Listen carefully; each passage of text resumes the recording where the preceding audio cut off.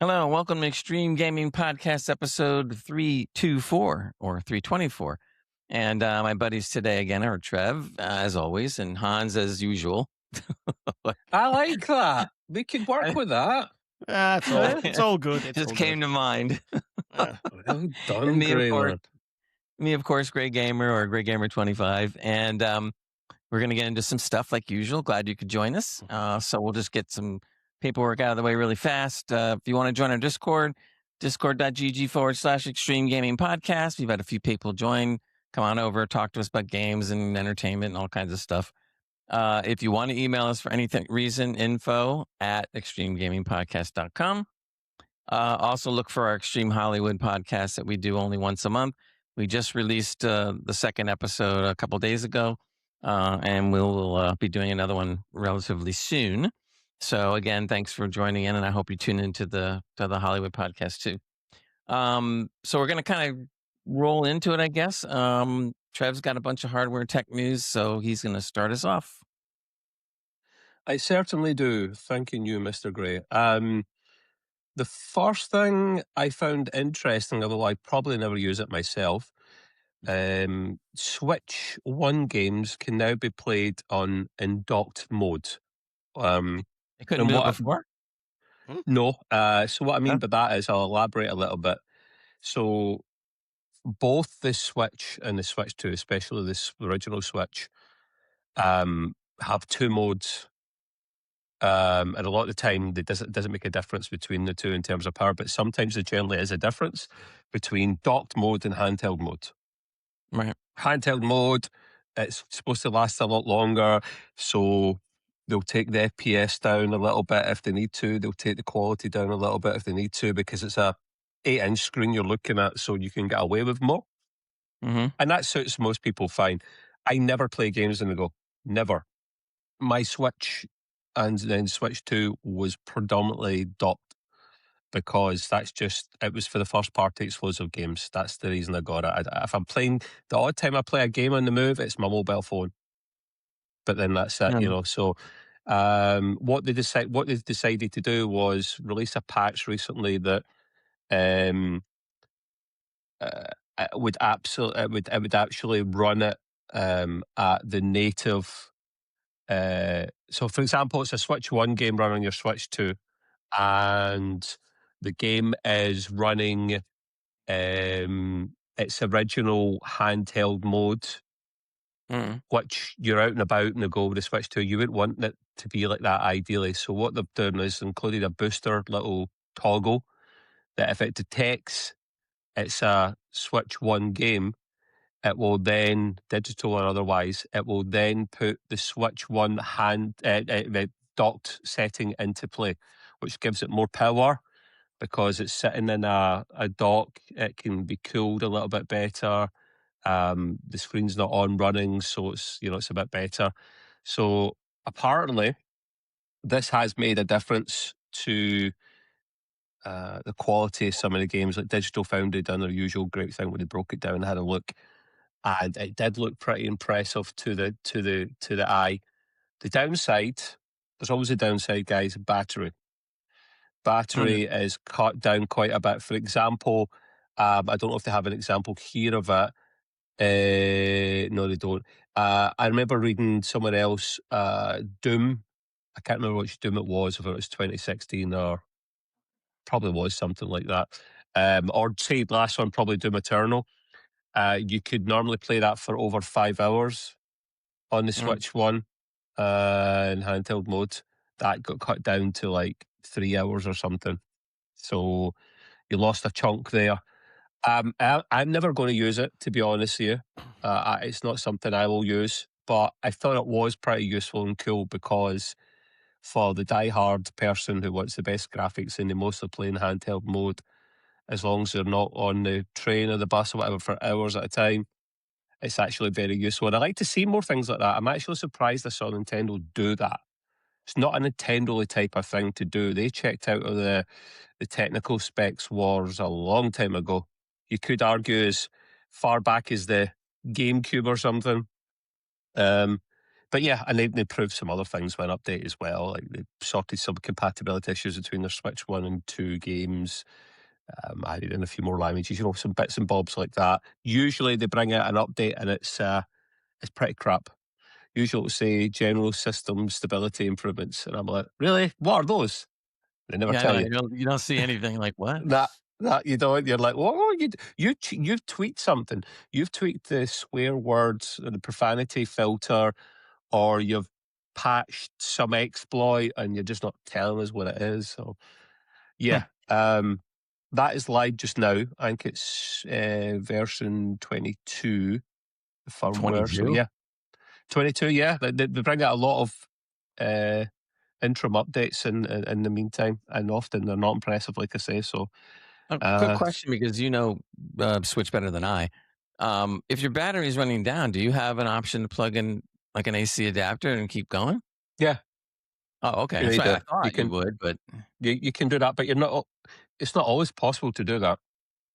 If well, you're, can you technically carry a power bank with you? And like if you're yeah, on the bus and yeah, oh, okay. as Well, long that's as it good can give then. out the right wattage, Mm. then yeah, sure. It can't be just anyone to supply it with power, because you can supply it with power, and then you can power it enough to keep it on trickle charge, or you Mm-hmm. can give it enough juice to then charge it and keep it on at the same time, and that's like you need like a 65-watt charger or something for that. That's to have that in a battery bank is going to be a beefy little battery bank. Anyway, I heard if you use a lot more electricity, you get more FPS.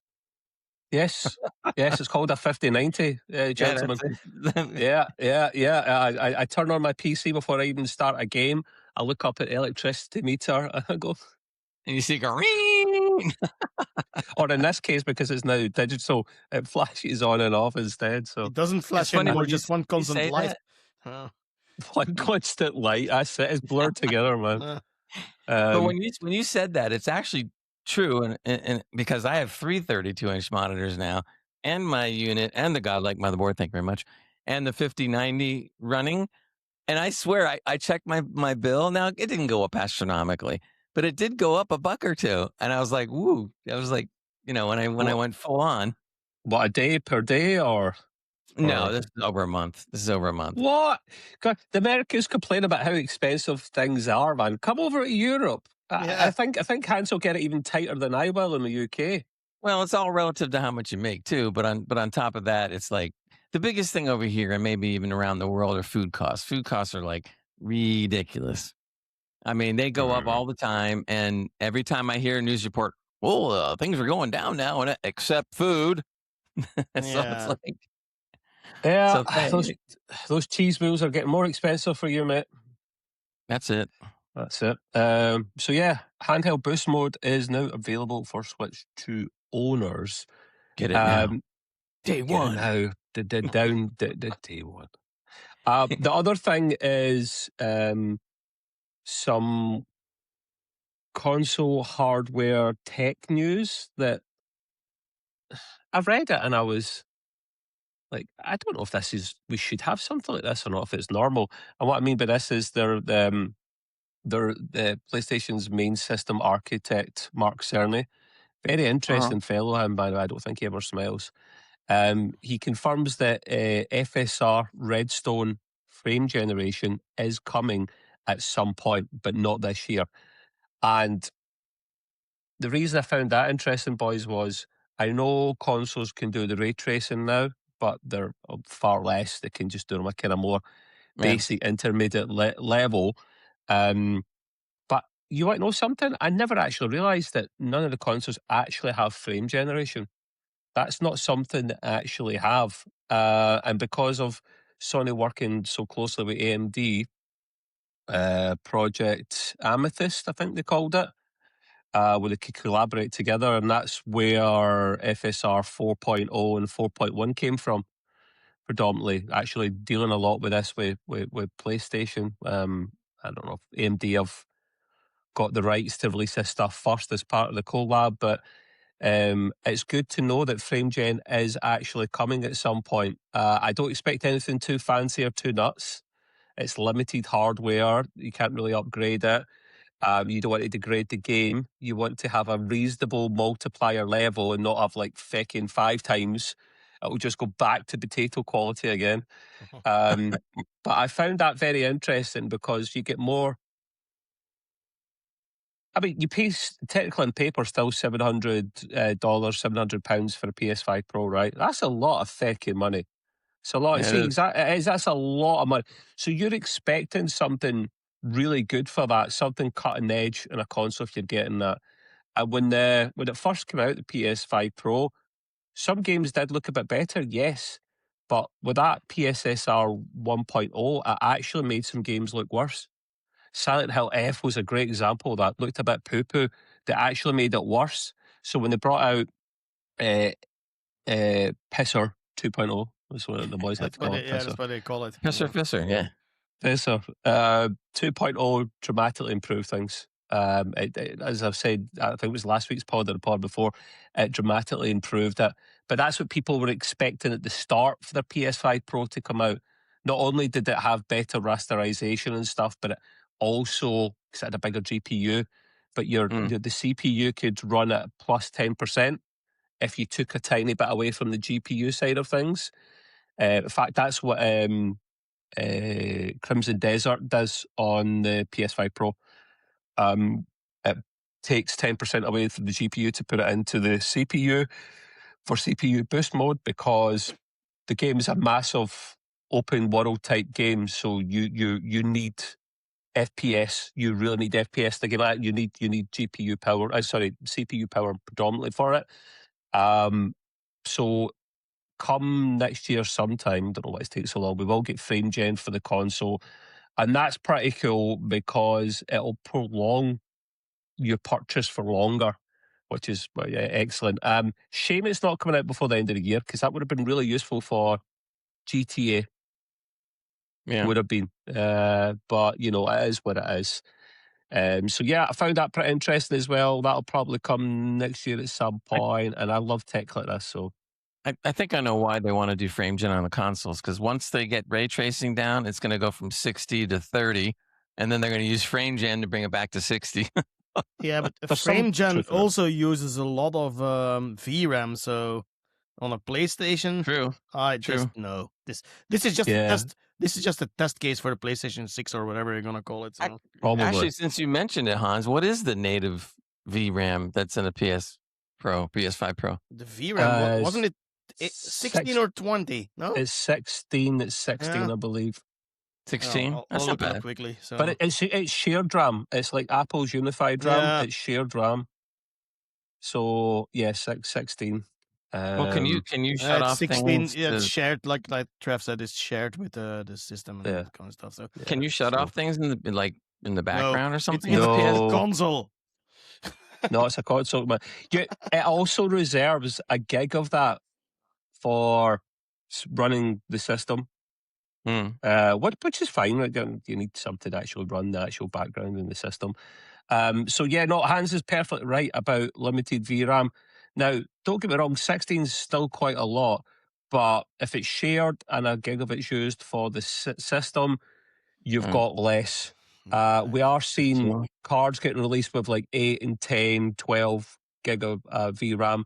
So what probably happened, boys, realistically, is frame gen will be there, but it'll only be so many multiplier.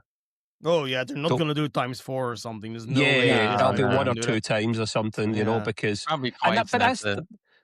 But that's all I think you need, to be honest with you. If you're just wanting to boost things up so you can get your 4K 120 or whatever. Yeah, because I rarely use frame gen times 3 or 4.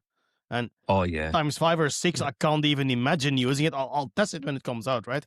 No worries about that one. But I'm just like, at some point, we're at a point now, right, on the PC, that is, where we have 1 real frame and 6 fake frames. That is where we have ended at the moment. I mean, yeah. Yeah. And they're trying to figure out how to get latency down so they can get away with it. And I'm like, you can't. It's called physics. Come on, guys. Well, they put it back on the 50 series cards. Oh, we're going to kind of get into that because Trev's got another story. So Yeah. Oh boy, here we go. It all links in. See what I done there? It all links in, guys. No, to be fair, when they bring out the dynamic frame gen, like April-ish time or something, I can't wait for that. It's the game I think it changer. was earlier, end of this month already, I guess. Oh, might be. It's any time now, and that's what I want, because I want the system to look at how good it's running, guys. The game. I want to look at the system running. March 31st in 8 days. Oh, there we go. I'm absolutely chuffed for that, because that'll be even bigger than the next thing I'll talk about in a moment, which is DLSS 5.0. I'm looking forward to actually looking at the system and going, right, I only need to put on a 2 multiplier rather than 5 or something, and that'll make it look good, keep latency down, keep the FPS up, and I'm hoping it's smart enough and good enough to actually do that, and I think it will be. That's the trick, of course. Is it going to be as smart as we hope it is? Yeah, exactly. So, we'll move on to that said article at the moment, and you might have heard a bit about this, to be fair.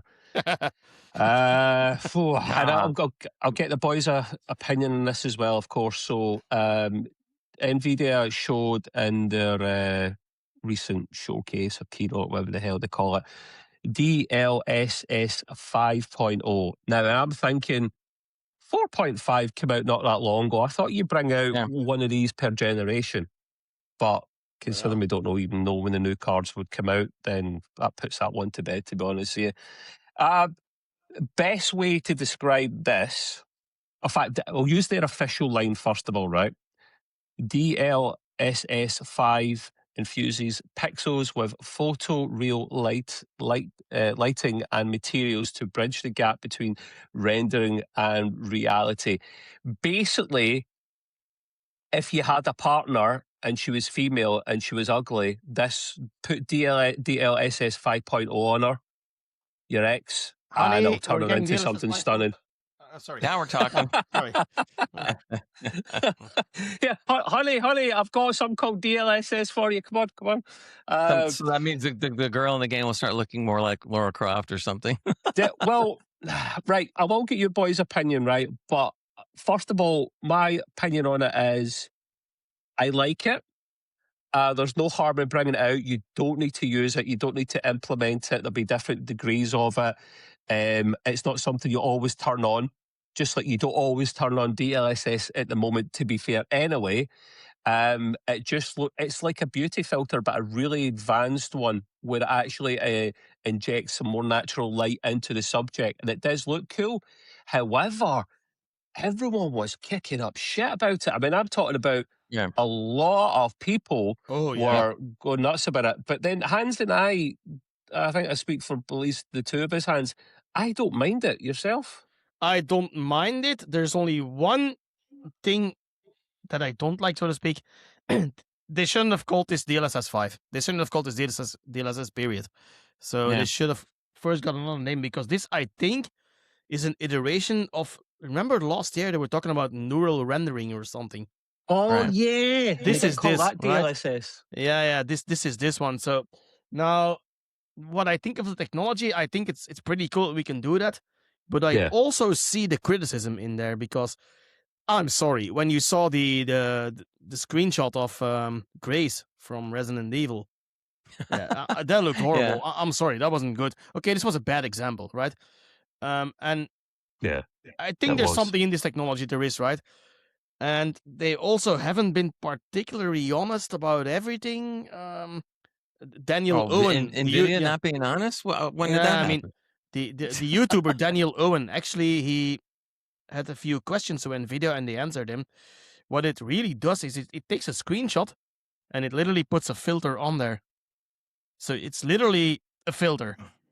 So they should have maybe, marketed this different. I think it goes way beyond a filter, guys, because if you remember months ago on this podcast, what do we say the improvements that were going to be with GPUs? Not hardware, AI.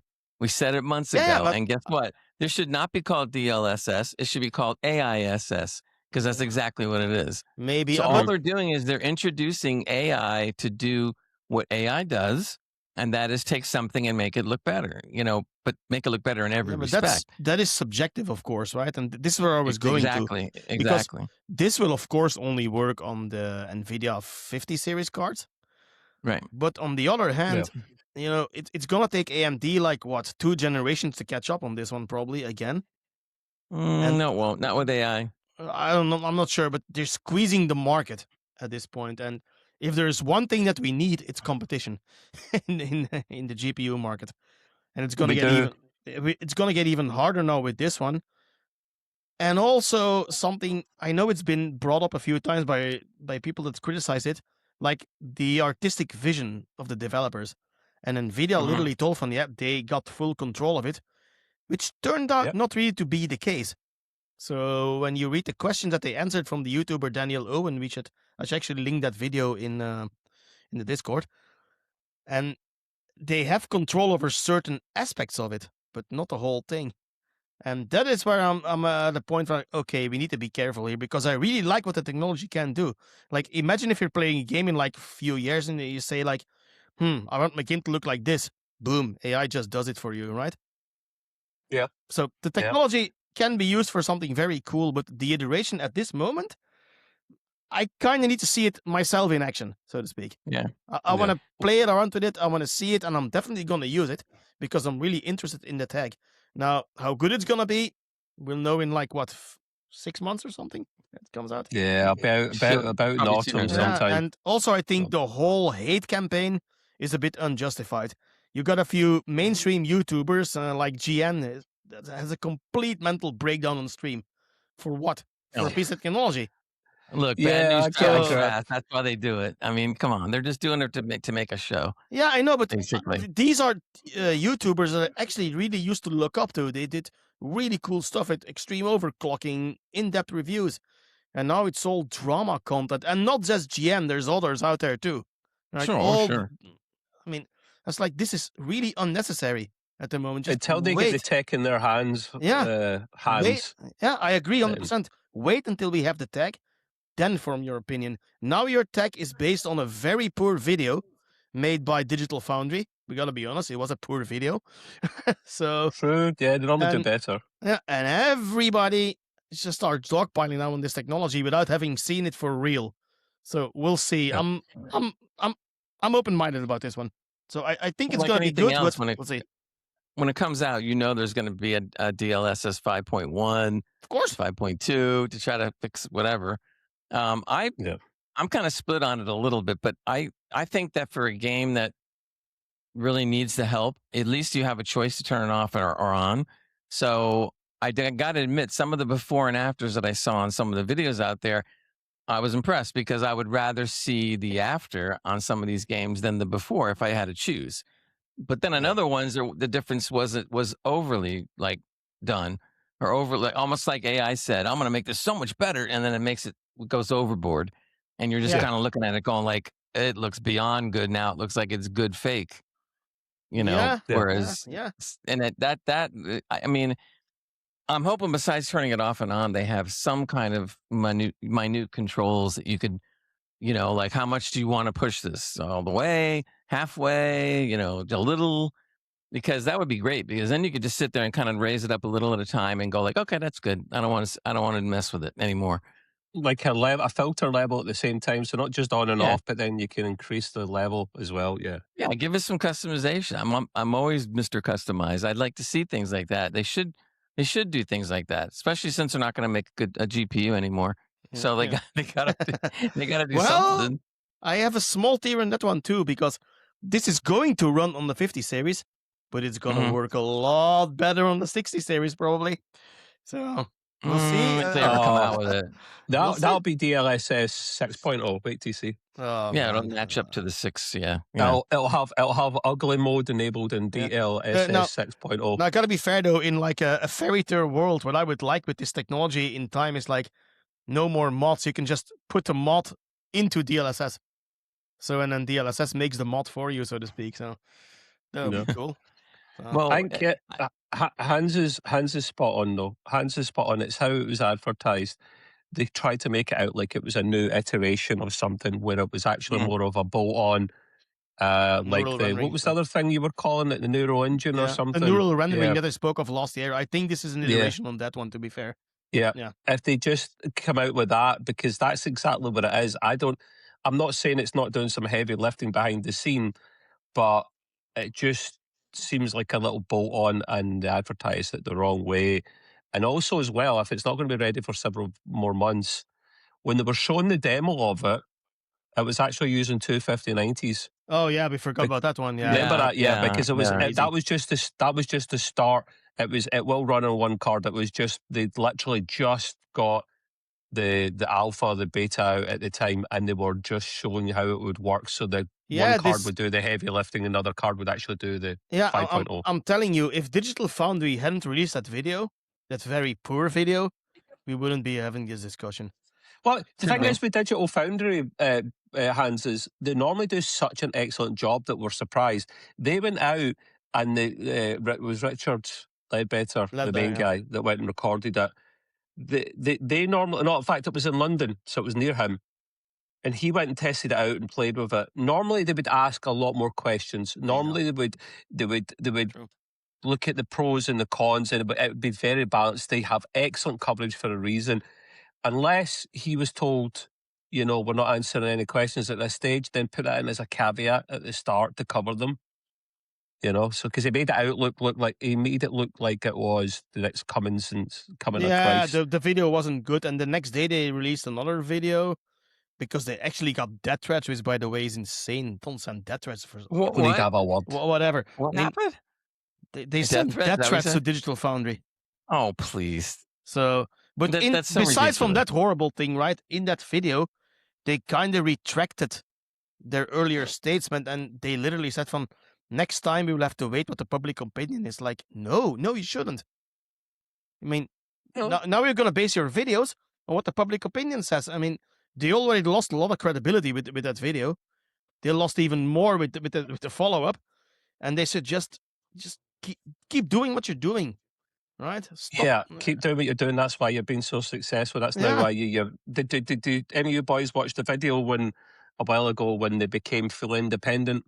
Yeah. And I thought, this is magic. This is absolutely brilliant. It will only get better now. And I speak for Hans and I when my favourite guy is Alex Battaglia because he's Mr. PC guy. He loves all the tech, but he was only the only PC guy there.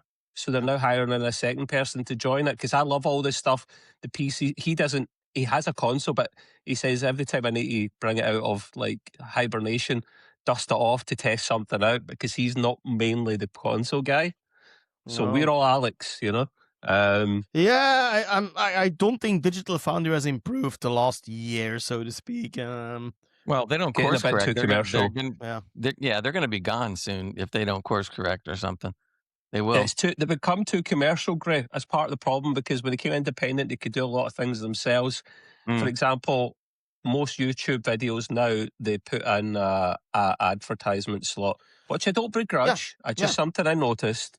They're always plugging a game or something like that, and I'm like, not you guys as well, not really. You have to. I mean, I understand that at this point, but I know that. Not a criticism, something I just noticed.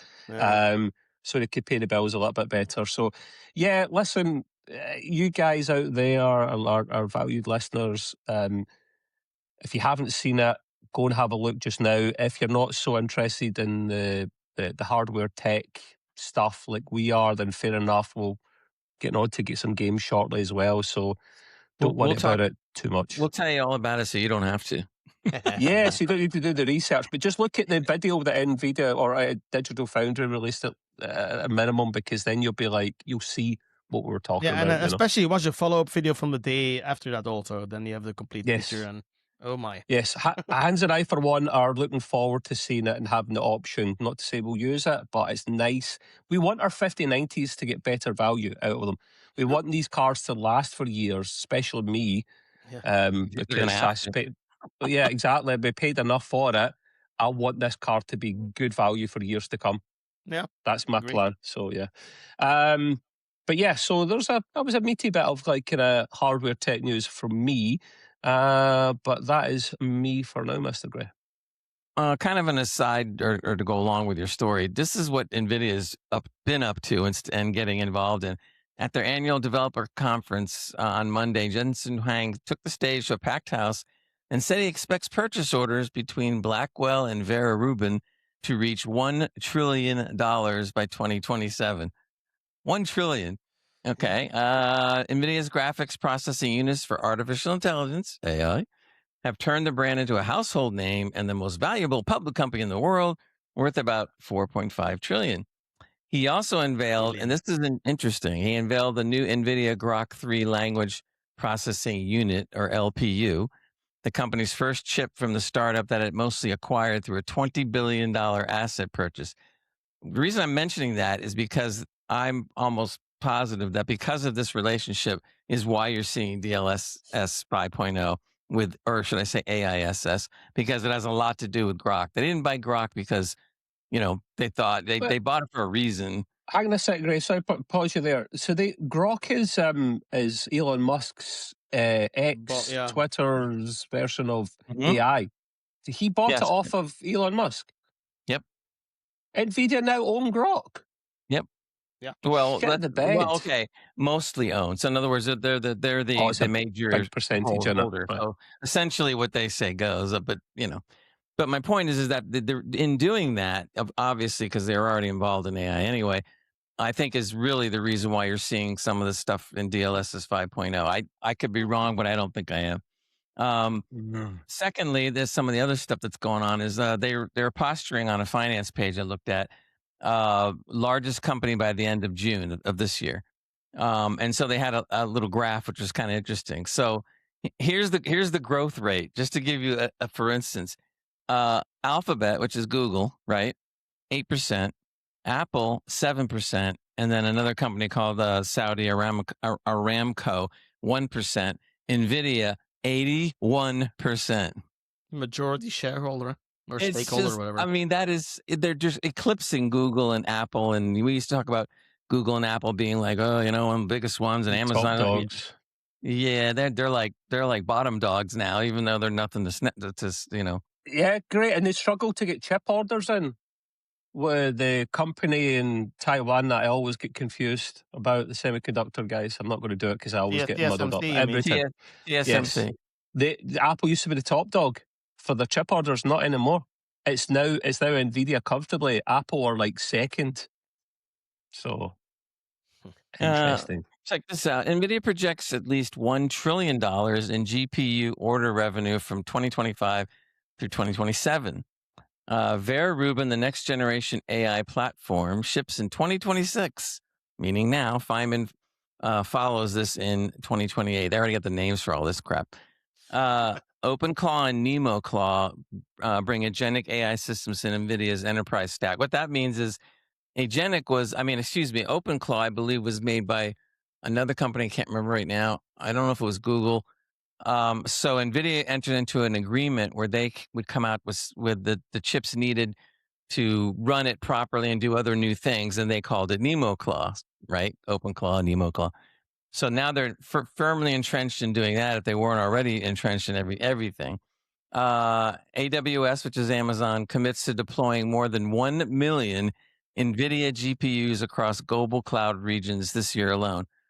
So the reason I brought that up wasn't just to sit there and show you how big NVIDIA has gotten, but it's also to bolster what we've always said in this program. They don't care about gaming. And what they're doing with DLSS 5.0, I hate to say it, man, but us three are very prophetic because, again, months ago, we said they're going to come out with little AI upgrades that make it seem like it's, we did so much work and we still care about you gamers. Yeah. It took one guy, typing on ChatGPT to come up with it, or Grok, and boom. And then they're just like, look what we did. Like, you've done nothing. Your 5090 is just, scrap. It's scrap from the AI card.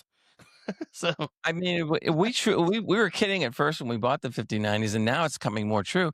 We have the last real hardware GPU. You're not going to see anything like this again.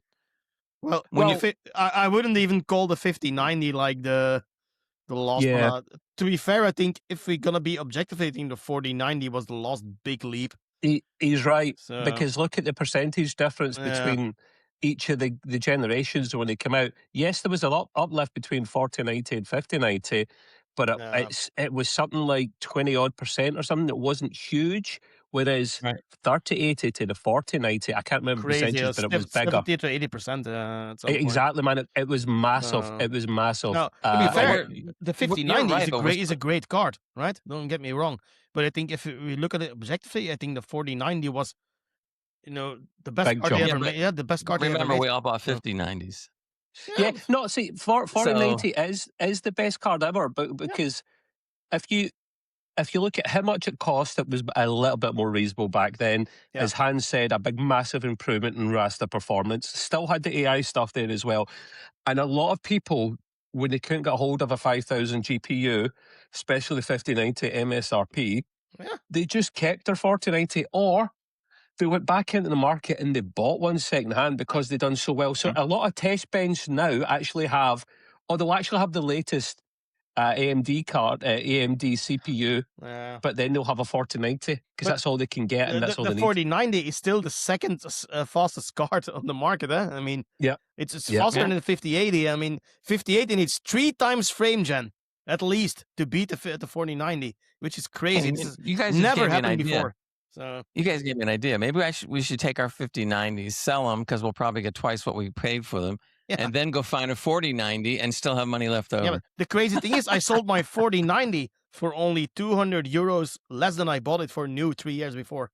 Yeah, I could have got a lot more for it, but how much was that? Anyway. Don't mind me asking. What did I sold it or bought it for? Both. Okay, I bought it for 2,199 euros. That is, and I sold it for about 1,900. Was that the 3 years card or? After, so what was that, a Founder Edition card, or was that a it was the Zotac? Zotac, they're brilliant. I love Zotac. Can't go wrong with them. Great card, love it. So so interesting.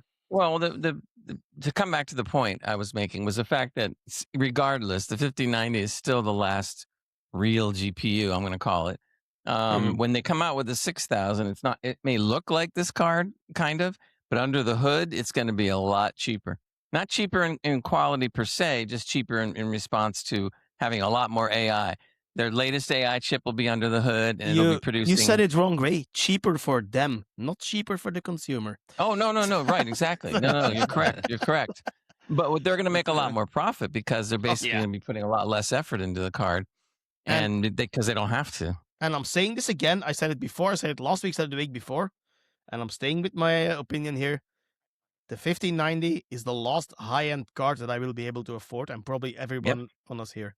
So because the 6090, whatever it's going to be, is going to be way out of our reach.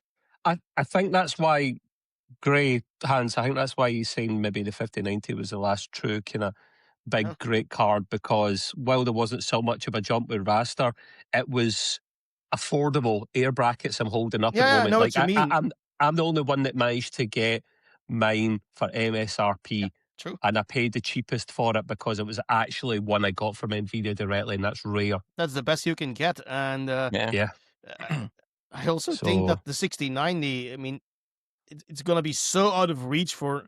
This is already out of reach for 99% of the market, right? Yeah, it is, But as expensive as the 5090 is, it is still affordable if you want to make it. I'm not sure how to say that. I don't want to sound smug, but it is in reach for everybody if you can save a little bit of money. That's what I mean. Yeah. The 6090 is going to be way up there, right? Yeah. I mean, it's no one's going to care by the time it comes out, which will be a year or two from now. So they're just going to be like, what? Yeah. I'm too busy with AI, man. I just created a whole game in 10 minutes. Yeah. what do I care? Back to retro gaming. Anyway, I'm going to go on and do a little game news. This has been a big rumor, and I'm going to kind of like tell you what the real news is. But the rumor is, supposedly, Sony is reportedly launching a PC launcher, and games will be available day one on PC. So when I first saw that, I'm going like, yeah, that'd be great if they do it. But of course, I knew it was rumor. Yeah. When you look up against the actual reporting, it's the opposite. Sony is pulling back from PC, not expanding. Multiple insiders, including Jason Schreier, and he's usually pretty right on the money when he talks, says Sony is scaling back PC releases, especially single-player games like Wolverine. And he was saying that Wolverine might never hit Steam at all, ever. And I'm like, oh, okay. Sony wants more control over PC revenue because of Steam's 30%. We knew that. A launcher is logically possible someday. Yeah, someday. So I think it'd be wonderful if they did that. They could gain more revenue. We don't have to wait so long. We'd be able to play the games day one or maybe a couple weeks after day one. Yeah, day one world premiere. But that doesn't look like it's going to happen. But just knowing that it could happen is maybe some hopeful. I don't know. I don't know what you guys think, but again, Hans? Oh yes, sir. Oh, go ahead, Trev, if you want. No, you go first because I'm curious to get your opinion, man. My opinion is actually very simple. Let's just break into two parts, right? First of all, let's talk about Sony's PC strategy, which was a complete dumpster fire. I mean, this is PC gaming you're talking about here. PC gamers aren't like the console players, like especially the Sony fanboys. Let's call them like that. Sorry. You can milk that fan base for all you want. PC gamers are not going to pay full price 60, 70, 80 euros for a 2 to 3 year old game. That is not happening over here. Right. Let's start with that one. Now, the launcher, it won't fly on PC. Sure, there's a select few people that will download it and use the launcher saying, oh, I don't care about the extra launcher, but the vast and overwhelming majority of PC players will not download an extra launcher to play Sony games. They are just not popular enough on PC to do that. Now, about them scaling back, that also wasn't confirmed by Sony. Because the day after that rumor came out, I think PlayStation Asia tweeted their controller, now optimized for PC. It's like, what is going on here, man? These are all rumors, and it's like, we'll see. I think it's more wishful thinking that turned into a rumor. I think that's what that's all about. I don't know what to think of this. For me personally, I don't care, right? I think Sony has one good game and one acceptable game. So, what's that? What's that? I'm curious. The good game that I think was the Horizon series, right? These are they're not better than some other open world games, but they're good games, right? And the other acceptable one for me was Days Gone, but fantastic. But with the caveat that you could play it on survival mode, which turned off the whole HUD. Because I remember playing it on normal and like the whole screen was a cluster of whatever of icons and text. And I was like, what is this, man? How does somebody play this game? And when you put it in survival mode, the whole HUD is disabled, or almost the whole HUD. It's like, okay, this is a lot better. And I kind of had fun with this game, but the other games, especially on PC, I know you like God of War, but PC players don't care about those kind of games, right? It didn't sell. I think Ragnarok only sold 300,000 units on the PC, at least on Steam, which is crazy low for a game that on Sony sold 6 million, I think, on the PlayStation.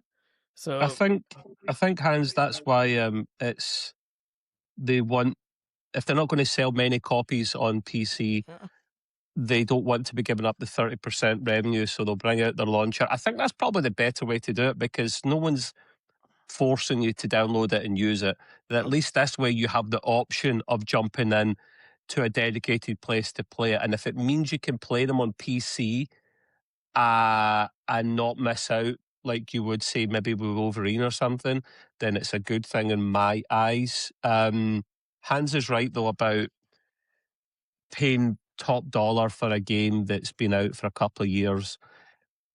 Yes, it hasn't been a couple of years out for the PC release, but ultimately the game itself had been out for that length of time. So we're used to paying like a top game for a PC player in the UK. Certainly, a top game would be £60 at the most. Now I'm talking about AAA kind of thing. Yeah, and that would be. Here.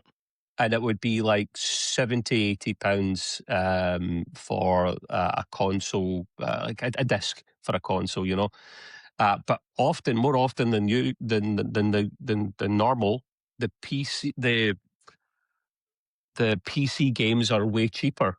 I've got so many games that are way, way, way cheaper. Like one of the best examples I've said before, and I'll say again, Gray and I got Enshrouded. And I paid something like 20 quid or something. He paid like $25 or something. And that is fantastic value. That's how you can't get that on console. You can get early access games, but you don't get the price. No, that's one of the big benefits of PC gaming. I mean, we have a lot of stores to buy stuff from, like CD keys and all that kind of stuff, and you can't do that on console. Also, console is a closed ecosystem. Once you're in the ecosystem, you're in, right? You can't get out anymore, so to speak.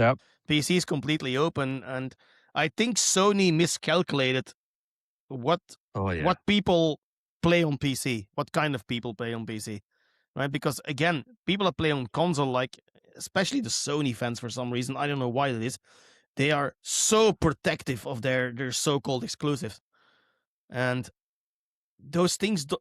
PC gamers don't care about exclusivity, right? We don't care to have exclusive games, and it doesn't matter for us. And I think Sony's just, they hit the ball wrong, so to speak.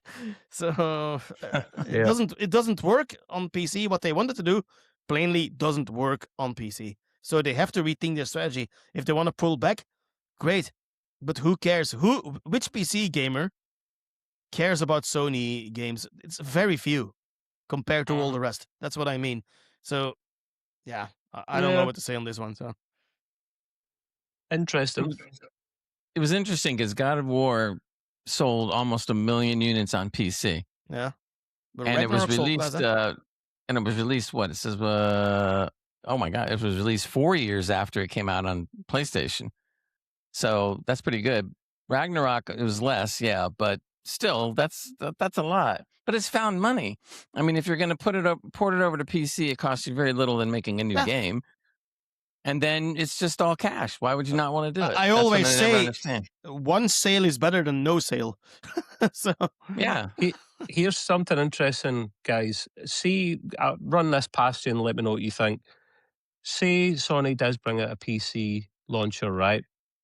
Another launcher. Again, you don't need to use it, but if it's there, they bring it out, but with the caveat of they will release their games on the PlayStation and the PC at the same time. But if you want to play it PC, you have to do it through the launcher. So you need to create a PSN account, just like you would need to create a GOG account or a Steam account, or to get log in and play. You have to do that regardless. What do you think of that? Do you think that'd be reasonable and fair? It won't work on PC.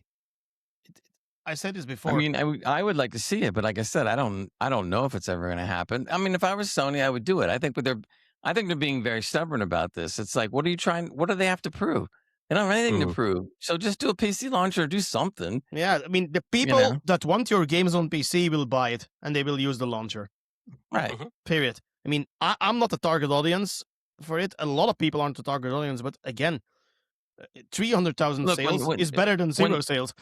So, when the new God of War comes out and the new Horizon comes out in a few years or whatever, I'm not going to be able to play it ever on PC with this thinking. So yeah, if they did come up with a PC launcher, I'd jump on it.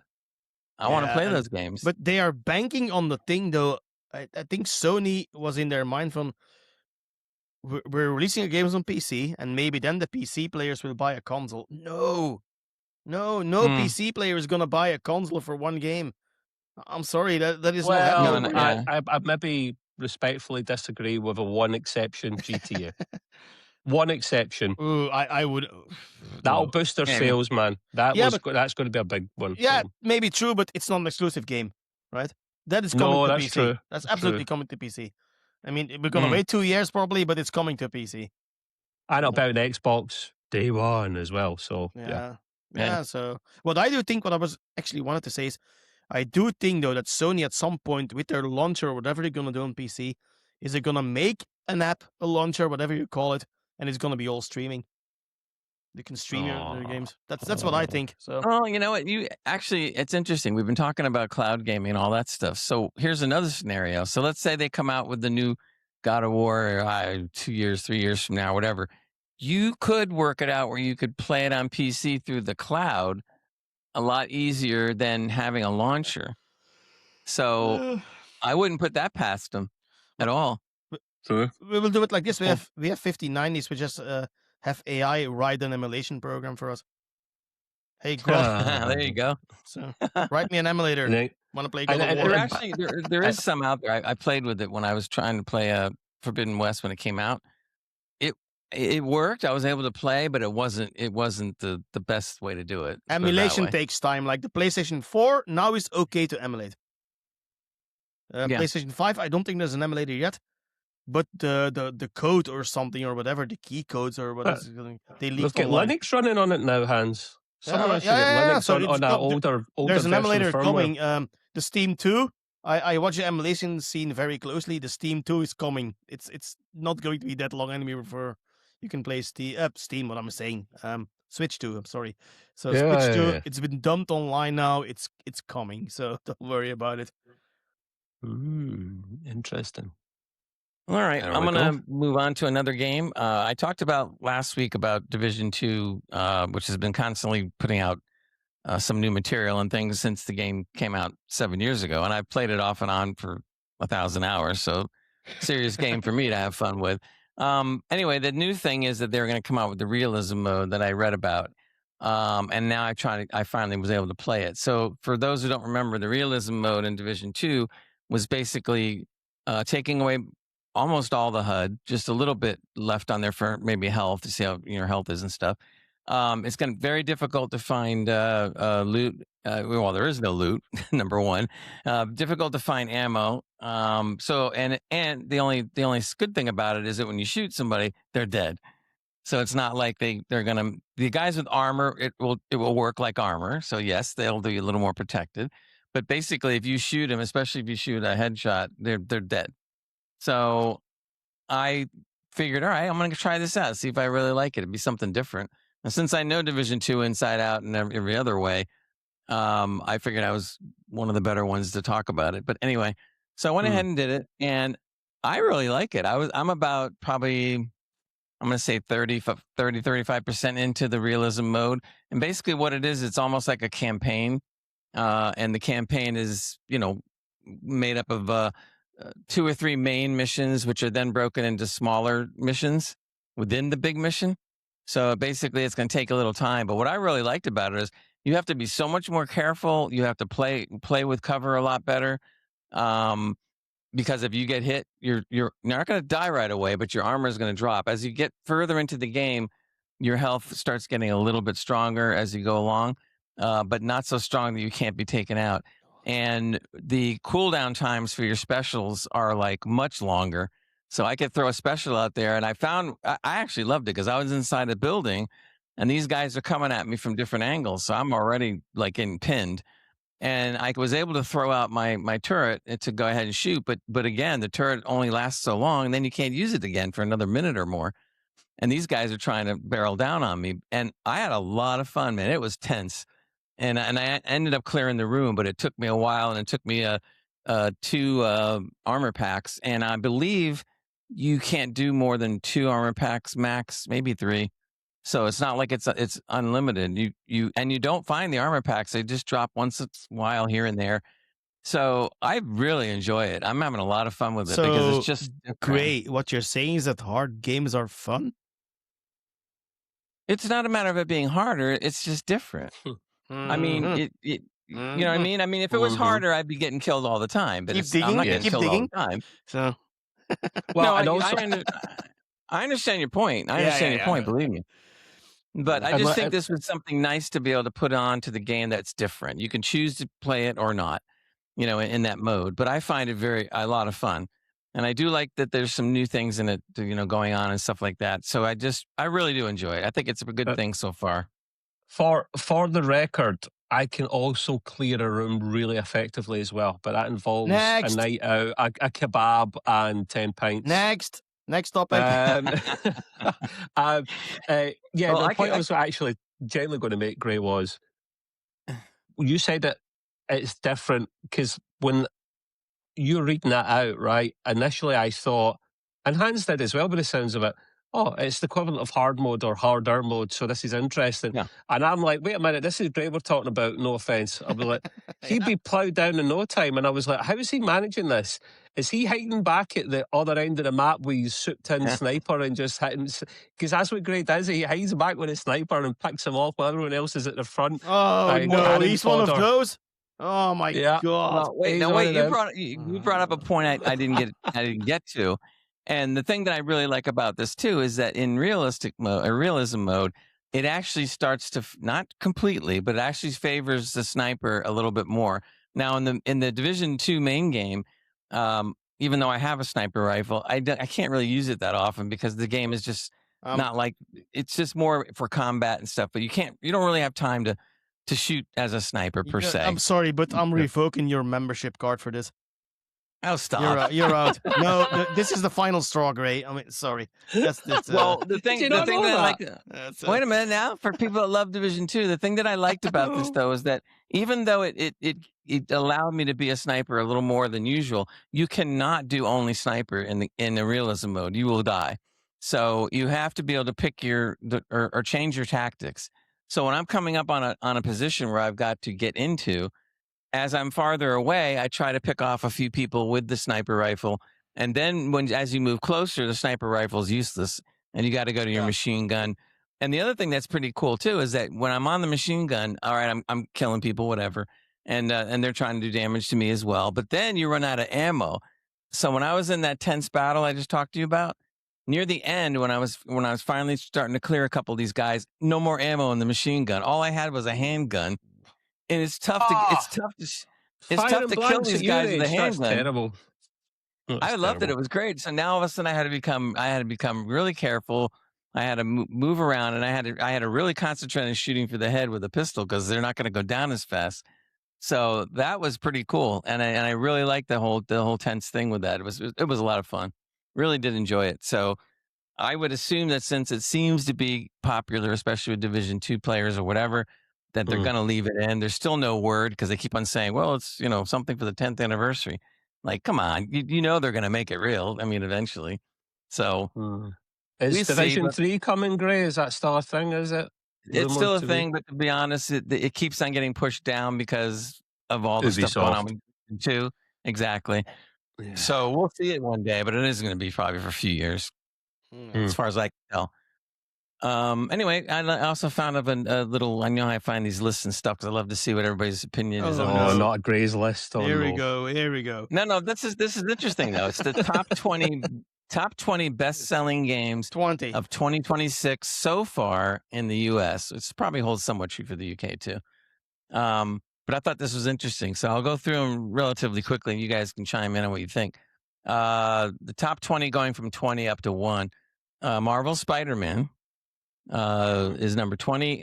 Number 19 is Split Fiction, which is, I want to play that game. I'm going to try to play it. That's the one where there's two girls, but they go on like different types of missions according to the book that one of them wrote.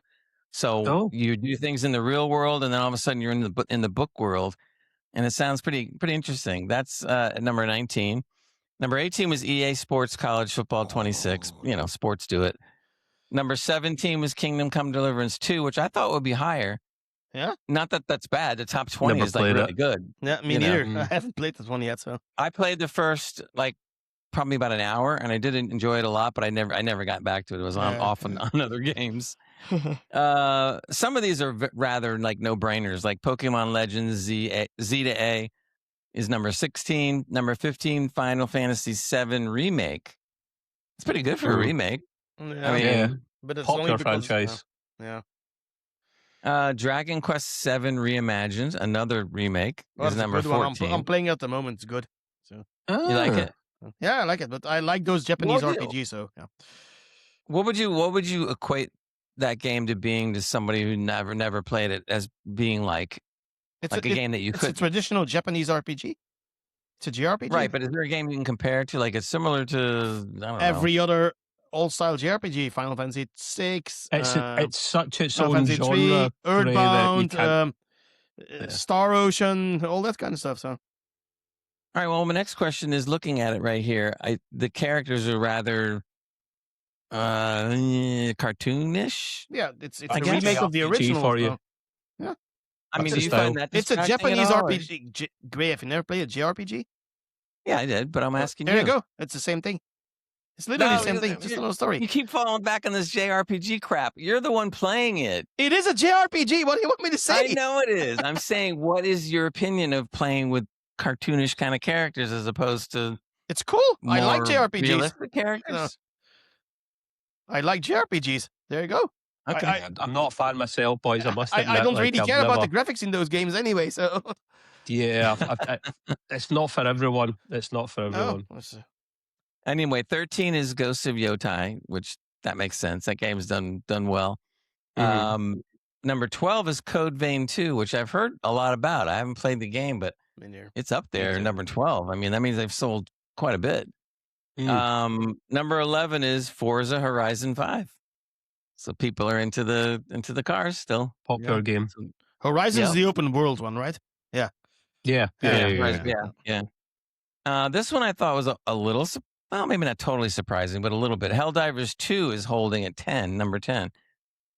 Popular game. Kind of thought that would be lower, but okay. I wasn't I'm totally enamored by that game, I must admit, boys. Like, I don't see what the big hype is. Yeah, I don't either, really. Yeah. Here's something I think is a little surprising. Remember, these are the games that have sold, the top 20 games that have sold the most in 2026, which we're barely into, right? Is this across all platforms? Sorry, Grace. Is this all platforms or just? Yeah, Pokemon's on there, so I guess both, so. Because I believe it's both. Oh, yeah, Pokemon, yeah. Red Dead Redemption 2 is at number 9. It's a very popular game still. Yeah. In 2026, we're only 3 months in, and it's number 9 selling. The game was released in 2018, and still the graphics, at least on PC, hold up against most modern games. Rockstar done that. Rockstar don't make bad games. No. They don't. I mean, like GTA, I don't care about them, but I can't say that they are bad-looking games or a bad game in general. So no, just not for me. Guess what's in at number 8? GTA 5. Yeah, there you go. I'm not surprised. Number 8 in 2026, 3 months in. The multiplayer of GTA 5 is so big. I mean, so many people play that one. I was banned on day one, but so many people playing it doesn't necessarily translate into how it's selling. And if it's number 8 in 3 months of 2026 in sales, you can get that game dirt cheap now. I mean, yeah, you can. Yeah. Well, even more so then, if it's dirt cheap and they're number 8, that means they sold a crap load. Number 7 is Battlefield 6. That's impressive. They done well. Yep, it is a good game. It had its problems, but they've done some patching and things. Although, great, that's telling me automatically that the latest COD's going to be higher than it, which is surprising considering Battlefield was a better game. I'm not surprised because COD is like EA, FIFA thingy, so yeah, it sells. Yeah. Speaking of that, number 6 was EA Sports FC 26. There you go. So horrible. That's number 6. Horrible football games. I'm sorry. Number 5, of course, this is probably not any surprise. Again, this is only the first 3 months of 2026 in sales. Minecraft, which just keeps on barreling along. Yep. Number 4 was Madden NFL 26. Yeah, that's not in Europe. That didn't sell in Europe. Wait a minute. Because it's in the US. I was going to say, because there's no way a Madden game beats a football game worldwide if we were doing it like that. But this is US. Right. Number 3 is Call of Duty Black Ops 7. So third best selling in the top 20. That's nuts. It was so poor and disappointing this year, the COD as well. It really was. NBA, which is more here, but NBA 2K26, and they said that one of the reasons why it's number 2 is because they incorporated the WNBA, which is the women's version, which got very popular the last couple of years. So they're doing that a lot now, Gray, aren't they? They're actually bringing the women's sports, and they should be like bringing like a Football Manager. You can manage. I'm sure you can manage women's teams in that as well now. This is a good thing. They should have happened a long time ago. Although it is kind of funny when you look at the prices that the stars of the WNBA, right? Their contracts are like the size of a pea next to the regular NBA. Yeah. I mean, not that it's bad money, but you're talking 100,000, 200,000, 300,000. I have so many opinions in that, but I'm not going to say them because I don't want to get political. Get political. I think it's a different product. I was going to say me and Trev probably agree on this one, but it's like like the supply and demand. That's all I'm gonna say. So, Yeah, about those contracts. So now, number one for the first 3 months in 2026, the best seller. What do you think? Tetris. No, it's gotta be Pokemon, probably the new one. I forgot the name. Is it out? The Pokemon though. There's always a new Pokemon coming out. Pokemon. We had a Pokemon before on the list, but right, tell us. Guess what? Resident Evil Requiem. Okay. Oh, it sold 6 million copies last I checked. Good. Have you finished it now? Yes, that was number one. I am almost at the end of Raccoon City. I don't know what the percentage of that is, though, Hans. Are you still playing with Leon, or? I am with Leon in Raccoon City, and I need the third part of the detonator, but I don't know what it feckin' is. I think it's in that you're not building. at the end, but you're nearing the end. So. I'm 3/4 of the way through. Good. Yeah, something like that. I'm really enjoying it. I spent like 5-6 hours playing it yesterday. I really enjoyed it. Then I get stuck, and I was like, let's go back to it with fresh eyes another day, Trev, and then I'll find out with the third part. There's one very difficult part still coming. I'm not going to spoil it, but that's you'll see. Yeah, some of those bad guys in that game could really do with DLSS 5.0. They look like I saw a couple of ex-girlfriends in there. I saw a couple of really, oh my God, those things were vile. Were you Resident Evil? Oh, no, okay, whatever. Sorry. You just gave me a really good idea. What if you're able to take the DLSS 5.0 and actually put it on your girlfriend? No, okay. No. Wait, don't laugh, because I bet you this will happen one day, either through modders or NVIDIA. You can actually take pictures of us or anybody you want and just throw their face right onto a character. That's it, and it'll work. It'll work. So you can imagine like Monster with my head on it or your head on it, like. Oh God! It's scary, man. It's already scary. If DLSS 5 works the way I want it to, I'm gonna put in a lot of attributes. I'll be looking for the modders to put in all the interesting Stellar Blade mods and just whatever. Anyway, right. Just to let people know really briefly, some of the memes that are shared between us are disgusting, is my professional term on that. But you can imagine they're just funny things shared between lads and friends, and I'll leave it at that. And I won't even say who does it most of the time, because I don't want to throw them under the bus. But you know who you are. It's me. I like memes. I was going to say, are we talking Hans here? Oh, great. But I wasn't the one. I'm not going to name any names here. I wasn't the one posting something about blow-up dolls. So that's What? I wasn't the one posting a meme about blow-up dolls. So that wasn't me. So just saying. So I'm not gonna name any names here, but that wasn't me. All right, sticking with the game thing, because I think people will want to know about this. We're going to talk about a game that's basically classified as super hype, ultra hype, hype of the hype, the biggest hype, whatever you want to call it. Day one hype. Day one hype, and that's Crimson Desert. Now, everybody's been going gaga, like going on this game. Oh my God, it looks so good, and the map is 10 times larger than anything else I've ever seen in my life, and blah, blah, blah. And I'll admit, a lot of the stuff that I saw did look really good. But as usual, when the games come out, it's like, oh, it's really great. But can I just say that I last week warned everyone about this? Just saying. Okay, continue. Go ahead.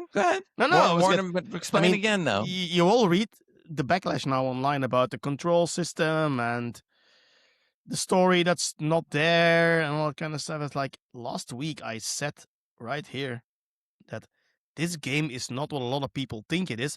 And a lot of people are going to be disappointed because they all thought it was going to be a new Witcher, a new Ubisoft open world kind of game. I said, no, it's not. It's totally not what you think it is, this game. So, and there you go. It launches with mixed reviews. Now I think it's mostly positive on Steam. I'm not sure how the console versions run. Does anybody know, by the way, how the console versions run this game? The PS5 Pro runs really well because it's got the PSSR 2.0 on it, but the base level is not amazing. I wouldn't expect it to be, though, the base consoles. Yeah, so I think on a higher end hardware, it runs very, very fine from what I saw from all the reviews. But the main criticism were the controls. And if you have to push 3 buttons to do one action, that's crazy. They've brought out a patch. They've brought out a patch that I believe that addresses this. That was one of the big criticisms. And this game is, so first of all, the great thing about this game is the main guy is a Scot. He's a Scottish guy, so I'm loving. Cool. Yeah, I love that guy. He's cool. he doesn't try and hold back his accent, which is great. I like him. Second, I'm with Hans. It's not what it seems to be. Doesn't mean it's a bad game. It just means people were jumping the gun. I have the game on my computer. I got a free code when I got the AMD chip last, the CPU. And they gave me a chip because it's not cheap. Even unloaded, it's over 50 quid still. It's it's $70, $80 over here. It's like £52 unloaded, so it's not cheap.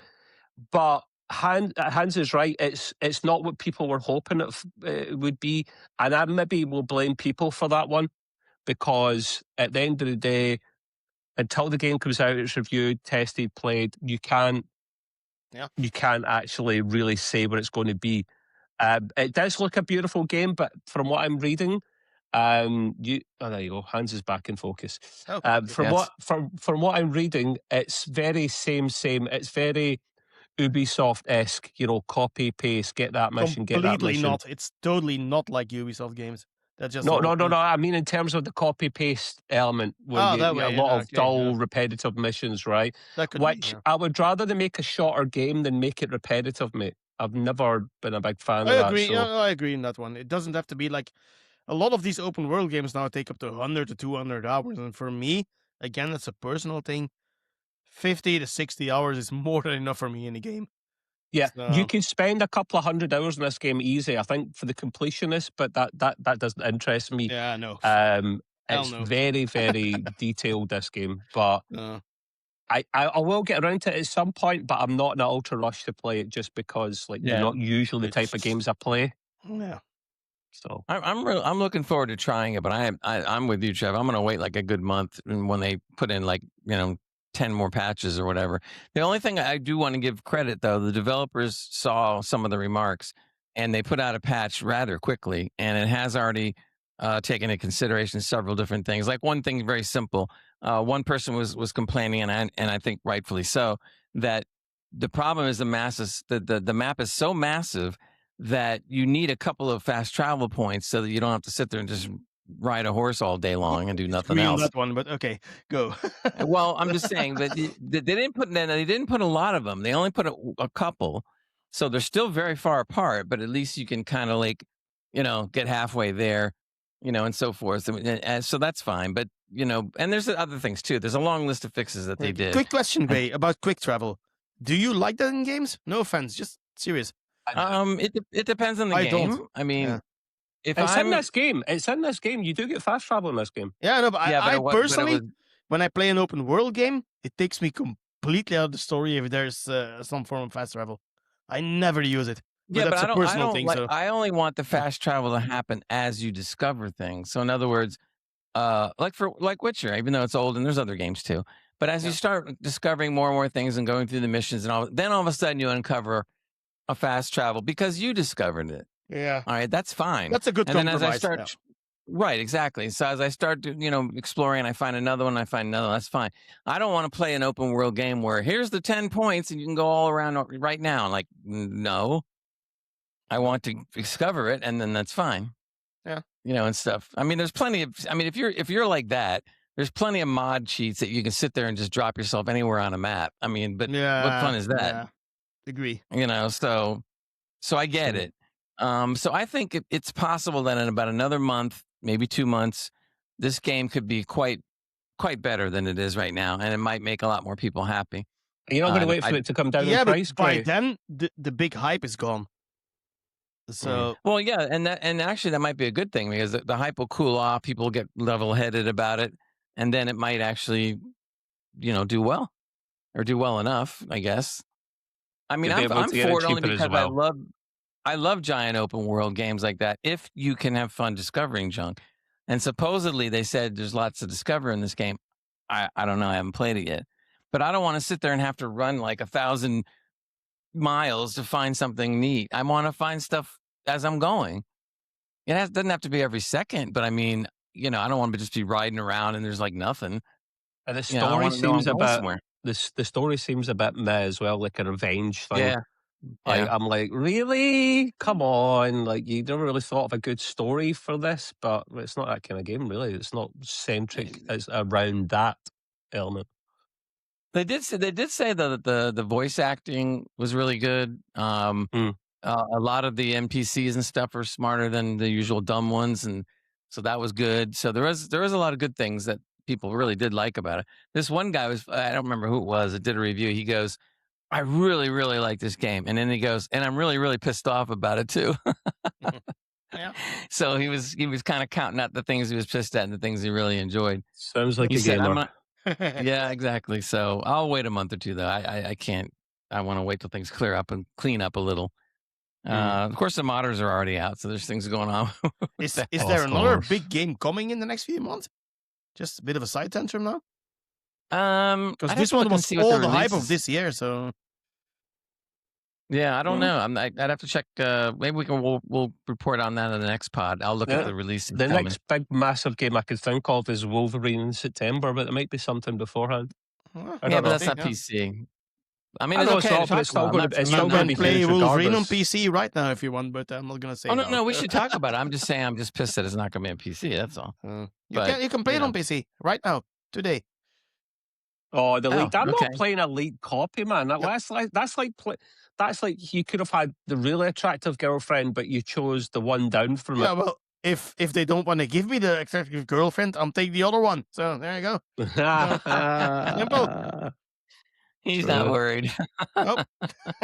PC gaming, baby. Okay, well, we kind of did in the Crimson Desert thing. That was kind of like all of us discussing it. But Trev's going to talk about some other stuff. So go ahead there, Mr. Trev.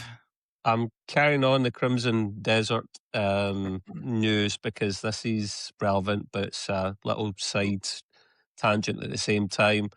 Crimson Desert developer apologizes for accidental inclusion of AI art, promises comprehensive audit. Are we not feckin' surprised? The developer Pearl Abyss has apologized for generative AI artwork it says was accidentally included in the action adventure game. Now, most of the time, I don't have a keen eye like this. I wouldn't actually notice something like this, but there are people out there that do notice this stuff. And there was an example of a painting in the game where it was a couple. There's several examples, but two examples were one of people standing in a background, and one there was a horse there as well, and the horse was like missing half its legs. And you're like, what the hell is this? There's another one of just people standing in the background where the quality was really, really poor, like potato quality. And you're thinking, this is not even generative AI of now. This is generative AI when it first came out. Remember the famous Will Smith video? That Eating looked spaghetti. like that. Yeah, it looked bad. So it is even decent stuff now. The reason that's a problem is you've got to tick something when you release this. It's certainly, at least for Steam, to say if it's got AI elements in it or not. Because, AI isn't a big bad thing if it's used properly the correct way as a tool. Then it's absolutely fine, and you're upfront and transparent about it. So they are going to do an extensive audit of this because they said there shouldn't have been any in it at all. And they say during development, some 2D visual props were created as part of early stage iteration using experimental AI generative tools. That could probably line up to a few years ago because this game's been in development for years. Sure. These assets help Tudge rapidly explore tone and atmosphere in the earlier phases of production. However, our intention has always been for any such assets to be replaced following final work and review by our art and development teams will work that aligned with our quality standards and creative direction. Following reports from our community, we have identified that some of these assets were unintentionally included in the final release. This is not in line with our internal standards, and we take full responsibility for it. And it goes on and on and on, talks more about stuff, but I don't want to read it out verbatim. do we think, boys, that they've just been caught, so they've just come out and admitted it and apologised, or they would have owned up to it if? Of course, they got caught, and that's all. I And on the other hand, who cares? I mean, we all know a lot of games now have AI. We don't know where it is. It's gonna be indistinguishable very soon. I just gave up. I'm sorry. Go ahead, Gray. I think that I don't know if being caught would be the right term, but they're only talking about AI being used on a painting here and a thing there and a drawing over there, and so that's fine. I mean, if you want to create a little more immersion and you want to create some artwork or graffiti or something on buildings that make it look a little more like it should, and AI can do it for you real quickly, okay, that's fine.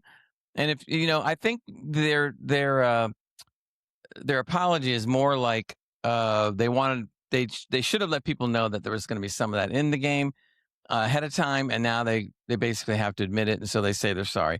Okay, whatever. I mean, it's almost like on YouTube now. I've been seeing some YouTube videos up in the right corner. People have been putting in 100% human made, no AI. Interesting. So from that standpoint, not admitting it is maybe the thing that they should have done, but for what it's used for, I can't sit there and so what? It's not that big of a deal. It's probably actually helpful.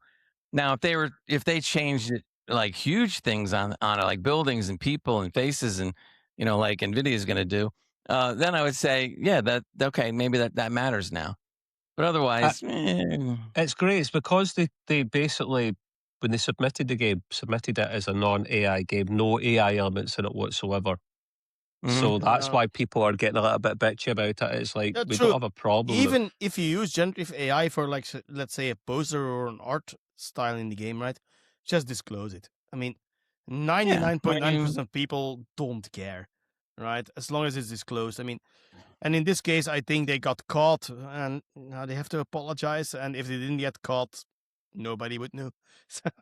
Well, to their credit, at least they're quick on it instead of letting it fester. So they just kind of jumped on it and said, "Hey, we're sorry. Sorry. Okay, now play the game. We're sorry." Yeah, but there you go. So there you have it. Crimson Desert in the boo-boo a little bit here. It's a bit of a pandemic really with this, because it's happening quite a lot. I think reading here as well, it said it's increased quite a lot. And Graham may have mentioned this stat before, so apologies if you have, but the Steam games generative AI has increased by 800% as of last summer. Wow. Which is absolutely bonkers, if you ask me. Absolutely bonkers.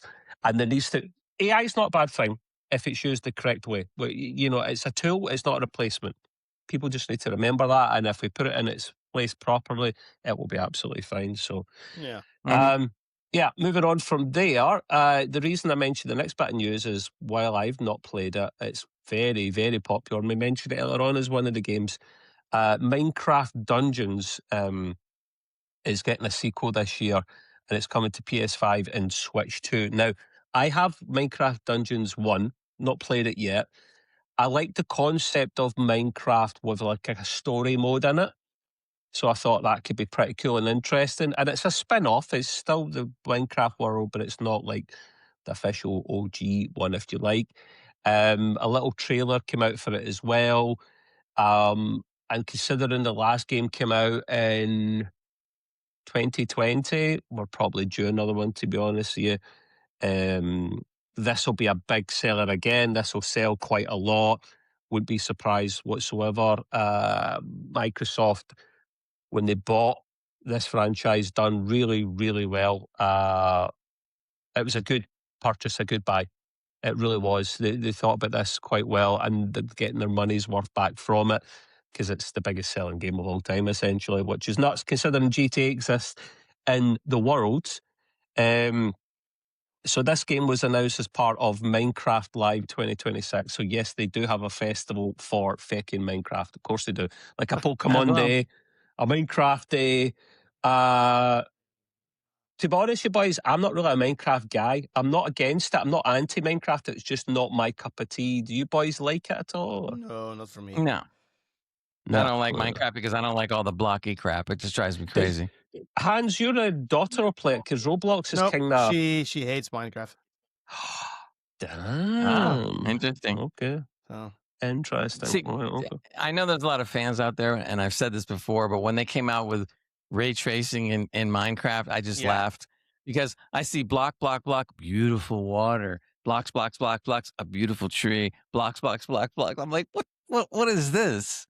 I mean, it's like, come on. Cool. I did think it looked cool. It looked weird, man. It's purposely supposed to be that style, so we can't get too upset about it because that is purposely the way it's designed to be. Yeah. You know, they also during their Minecraft live event thing, they revealed plans for a Minecraft theme park world at UK's Chesterton World of Adventures. So if you're into that stuff, then go for it. Fill your boots. A bit like Nintendo World over in Japan. Sure, why not? So, but yeah, no, that'll be pretty cool. So, yeah, that's just a couple of little things I've got in the old gaming news this week. Great, that's all I got, I'm afraid. Alrighty. I'm going to come back to some hardware tech news. I thought this was an interesting name for an article. It goes, Microsoft plans to make Windows 11 less annoying. How? And I'm sitting there going like, Windows 12. Yeah, right. It's modular and pay for everything. That's another story. So I'm sitting there going like, well, what I mean, what are they doing? I mean, it's like it's a pain in the butt as it is in a lot of ways. So I don't know. I took a look at what these improvements supposedly are, and they're just really simple stuff that basically we're covering by using third-party programs, which give us the control over whatever we want. But anyway, they said more taskbar customization, including vertical and top positions. Yeah, I've been doing that for years with a third-party program. Wait. So, can't you do that standardly also? It says repositioning the taskbar is one of the top asks. We've heard from you. This is Microsoft now, right? We're introducing the ability to reposition it to the top or sides of your screen, making it easy to personalize your workspace. Like, okay. Like I said, we've been doing that a long time. Yeah. Integrating AI where it's most meaningful with craft and focus. What this means is everybody's been complaining that Copilot is annoying as hell, and it's everywhere in Windows. Anything you do, there's a Copilot hanging out there. And so supposedly they're getting rid of a lot of that and only putting the Copilot in certain things, and the rest they're getting rid of. So that's a good thing because it's a pain. It shouldn't really even be there. Again, though, I take a third-party program like WinArrow Tweaker, and there's some other ones, and I just go Copilot uncheck, yes, and I don't see it. It's the end of that. So I would advise people out there, if you're pissed off at what Windows does in some ways, pick up one of these third-party programs. They're well worth it. You just sit there and check the box off of stuff you do or don't want. Much better. They said they're going to reduce disruption from Windows updates. I gotta laugh at that one. That's like every other update, there's something screwed up or messing with. And they're saying receiving updates should be predictable and easy to plan around. So we're giving you more control. This includes the ability to skip updates during device setup and to get to the desktop faster, restart or shut down without installing updates, and pause updates for longer when needed. Okay, cool. I mean, that's something that should have been there on day one, but yeah, because by default it'll go and check and download stuff regardless, and the only way out of it is to pretend that your system's on a metered connection, like limited data or something, and it'll pause it for a while. But you should have the control over when that happens by default. I think it's a good idea. And I know I sound like a broken record, but once again, the third-party program I use, one checkbox, you don't see it anymore. You can do what you want. I'm like, okay. They said they're going to have more control over widgets and feed experience. I could care less about the widgets. The widgets are usually pretty stupid, so I never use them. Nope, same. I don't use any of them. So it's like, yo, gee, thanks. Widgets are great. Yeah, okay. Whatever. Let's see. It says an improved personalization for the Discover feed. I don't use that either. Who the hell cares about the Discover feed? It's like, I'm sorry, but it's just like they're correcting some things, but the most of this is garbage. And anybody that's at least half of a PC enthusiast, they don't have to be completely like us. They've been using the third-party programs for years. Anyway, a simpler, more transparent Windows Insider program. Again, Who cares? You guys care about the Windows Insider program? Never use it. I certainly don't. Never signed up for it. I don't, but it's popular with some people to try things out before anyone else. But I'm not infused. I'm not fussed about this particular setup.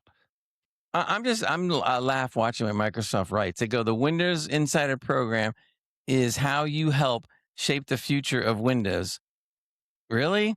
So we've been making suggestions on what Windows shouldn't be, and yet they just cram it down our throat anyway. So a lot of good that the Windows Insider program does when they don't really listen. So that's a joke. I'm sorry. Agreed. Improved feedback hub, because they weren't listening before, and now they say they'll listen to you better, meaning they'll not listen to you better than they did before. So there you go. Those are all the things coming. Aren't we all happy about that? No. Yay. Windows 10 is still the best Windows in a long time. I don't like anything else, but yeah. God, Windows, whatever. I can't wait till 12 comes out with this modular BS. I see so many nightmares coming for that thing, and how they're going to dink and dime us on it. If you want the module that will make everything wonderful again, just pay us $20. If you want the module that allows you to game, you'll need the deluxe super duper expensive edition. Yeah. If you want to game at all, you must buy this module, and it's only going to be $50. Oh, okay. And all the dummies out there will do it. Come on, Steam. Come on, Steam OS. We need it. Bring it out. Let's mess with it. Before I go into the quiz, you guys want anything that you want to cover that before I jump into it? Nothing that relates to gaming, so. Yeah. What was it, Hans? I said nothing that relates to gaming anyway, so. I was just looking at something here that made my jaw drop, that's all. That's nothing to do with computers. Go ahead. We go on tangents. What is it? Well, football tickets, used football tickets, right? Somebody here just sold a used ticket for the final of the World Cup in 2014 between Germany and Argentina for €1,999. It's like, what? I was like, this can't be real. Almost $2,000 for a used ticket. Oh my God. Yeah, there's apparently a whole. I mean, I keep my tickets too, and probably Trev also, right? From the games that I visited. I used to, and I stopped. Yeah, I know. I still do that, right? Providing we're getting a real ticket and not a QR code ticket. So what you need to do now, Hans, is you need to go through all your tickets and find out if there are any hot games there and go and sell them for $2,000. I have a ticket here signed by 2 of the World Cup winners in 2014 . So sell it. That'll pay more than pay for your $50.90. No, I want to get rid of it, to be fair. So, oh well. Continue, please. Oh well, all right. We'll move along and do our EGP quiz. This time I themed it on Doom, so everything in this is Doom, and I did make a multiple choice, so that way at least you can maybe get one right.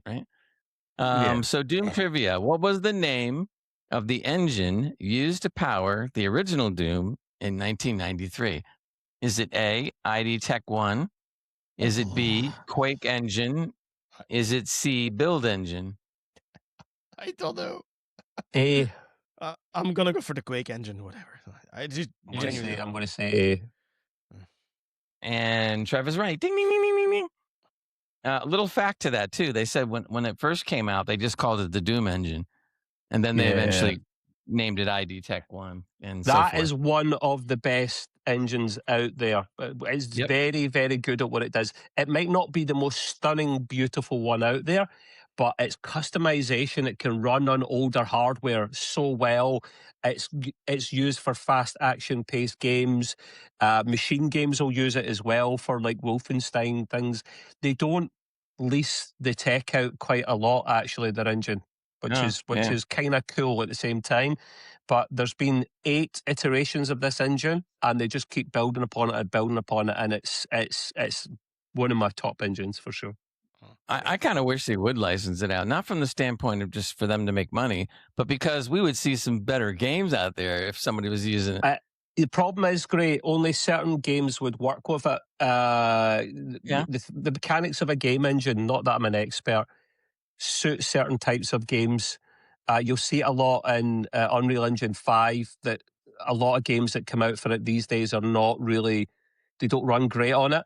because it was optimized a certain way, whereas this ID Tech engine is designed for fast action-paced games. So if you try to make a different type of game with it, it may not compute to something that's actually enjoyable. So there is that. The other thing is, of course, the optimization is better than anybody out there. But what I thought was funny was when Doom, I think it was Eternal, came out, they said that you could, even though it would be tough, to play it at 1,000 FPS. And everybody was going like, yeah, sure. And so what happens? They have somebody prove it by taking a computer and pouring liquid nitrogen by the gallons on top of the chip. And they did get 1,000. I think it was 1,001 FPS. And I was like, hey, well, they said you could do it, and you could. We have something for the 1,000 hertz monitor that we were talking about last week. Finally, this is the game that runs in anything. This is the game that's run in space. This is the game that's ran on old bloody smartwatches and like old Casios and refrigerators. Refrigerator. It's like what can we get it to run on? Can we get it to run on anything? Yeah, let's try it. It's crazy. I love how they come up with all kinds of things and have it run on. It's funny as hell. It's a good marketing technique, isn't it, Gray, for the franchise? Sure. Yeah. All right, question number 2. What is the name of the Doomslayer's fortress introduced in Doom Eternal that serves as a hub area between missions? A, Sentinel Prime. B, Fortress of Doom. C, Argent Tower. I'm gonna go for Sentinel Prime for some reason. I don't know why. It's either. No either. You got to pick one. Right. Hang on a second. What's the name of the Doom's Fortress, including Doom Eternal? It serves as a hub. Don't be looking it up. No, my hands are here. Okay. I am going to say Argent Tower. You're both wrong. It was Fortress of Doom. I was contemplating going for it, but my gut said something else. This is too obvious, right? I was going to say, right, it looks too obvious to be right. There's no way. Great, you done the double bluff, man. Jesus. Oh, you think that was... Where do we get to the next question? Oh, God. All right, number 3. Which company originally published Doom in 1993? Not the developer. A, Bethesda Softworks. B, GT Interactive. I think I know C, Apogee Software. I'm not going to even read the next line after that. Hans is up there again. You ain't going to fool me. I saw it. Apogee Software was great on the Epstein list. That's what it said. Anyway, I'm going to go for C. We want justice. I'm going to go for C. No. You do realize that everybody listens to our pod now expects 2 things: me on the Epstein list and the Godmother motherboard that I got. Don't forget, on the other podcast, you're also on the Weinstein thingy. So. Oh, yeah, okay. Anyways, go ahead. So you're gonna pick what? C, Apogee Software. Okay. And I think it's B, GT Interactive. Is that your final answer? Yes. And Trev is right. Ding, ding, ding. GT Interactive. Very nice. Yeah. Very good. The reason I know that is when you play one of the older Dooms, you'll see at one of the splash screens at the start, GT. And I have no clue who they are, but that rings a big bell. So, All right. Now this next one is a bonus question because it's going to be interesting. The bonus question is: what is the Doomslayer's real name? A, John Kane. B, BJ Blazkowicz. I love that one. And number C, Flynn Taggart. I'm going to go for B just because I like BJ. There you go. Well, it's not BJ. Oh, come on. B is Wolfenstein main character. I'm not really sure this one because I didn't actually think it had a proper name. I'm going to say A. I think it's John Kane. Okay, so it's C, Flynn Taggart. Now, the reason why this was a tricky question or a bonus question is because that name came from the Doom novels. Okay, it's debated. Not official canon. It's not official canon. Well, it's being debated as canon. A lot of people are saying it is canon. Some people are saying that Star Trek books, right? Star Trek books. Shatner came back to life. It's not canon. It's got to be on the big screen.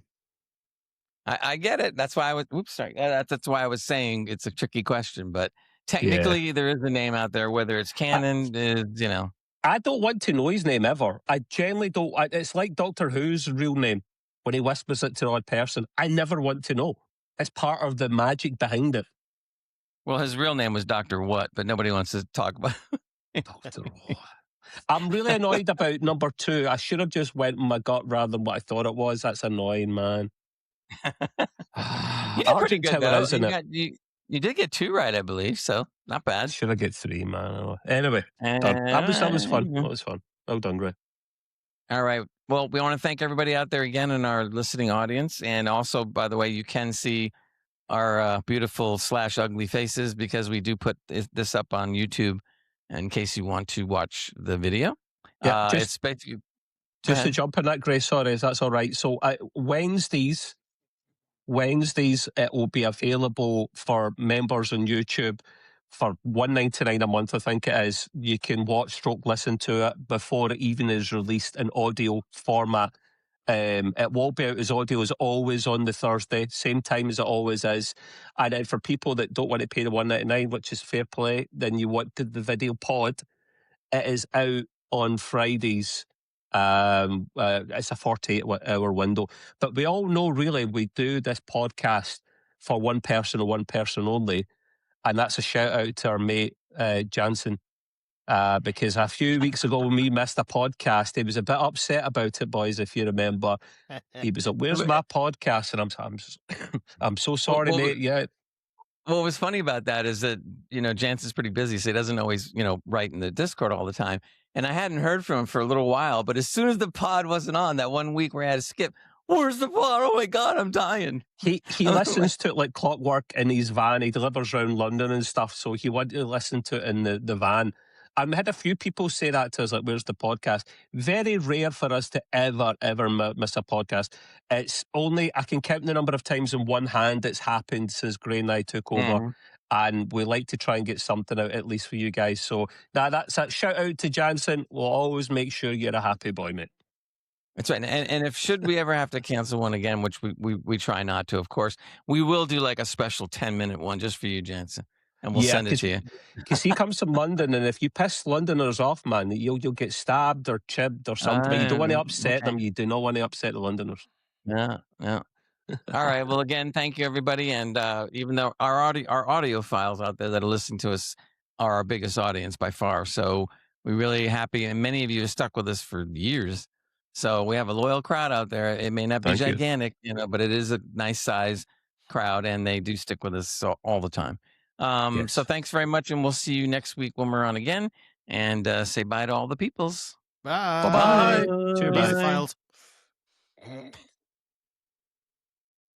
Oh my God! You do know I sometimes leave that in.